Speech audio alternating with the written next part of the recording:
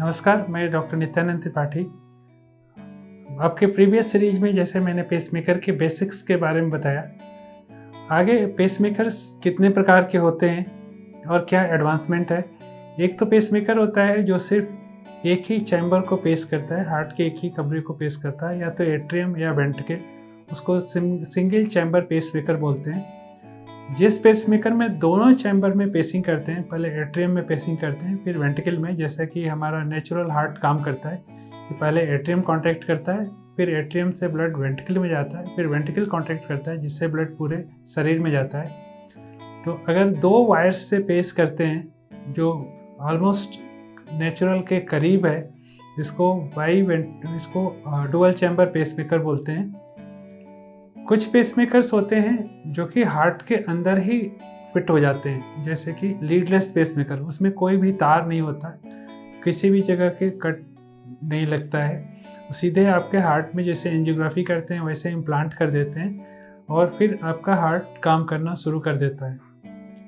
अभी रिसेंटली नई टेक्नोलॉजी आई है जिसको कि लेफ्ट बंडल ब्रांच पेसिंग और हिज बंडल पेसिंग के नाम से जानते हैं। यह अगर ऐसा हम पेस करते हैं तो हमारा हार्ट नेचर में हमारा हार्ट काम करता है नेचुरल वे में, उसी तरीके से काम करने लगता है। ये लेटेस्ट टेक्नोलॉजी है जो हार्ट को बिल्कुल ही नॉर्मल बना देती है, लेकिन यह टेक्नोलॉजी डिफ़िकल्ट है, इसको मास्टर करना डिफ़िकल्ट है।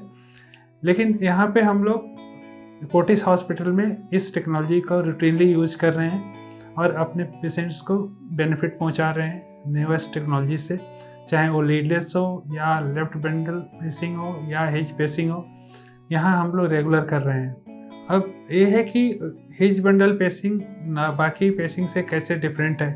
बाकी पेसिंग में हम लोग राइट साइड पेस करते हैं तो लेफ्ट वेंट्रिकल लेट एक्टिवेट होता है, जिससे बाद में चल के लेफ्ट वेंट्रिकल का डिसफंक्शन स्टार्ट हो जाता है और पेशेंट को सांस फूलने लगती है, उनका हार्ट की पंपिंग पावर कम हो जाती है, दैट इज इजेक्शन फ्रैक्शन कम हो जाता है। जब हम लेफ्ट बंडल पेस करते हैं या हिज बंडल पेस करते हैं, ऐसे सिचुएशन में लेफ्ट और राइट दोनों नेचुरल वे में इलेक्ट्रिसिटी दोनों जगह जाती है, हार्ट बिल्कुल नॉर्मल कॉन्ट्रैक्ट करता है जैसे कि भगवान ने बनाया था, और हार्ट का डिसफंक्शन आने के चांसेस खत्म हो जाते हैं पेसिंग की वजह से।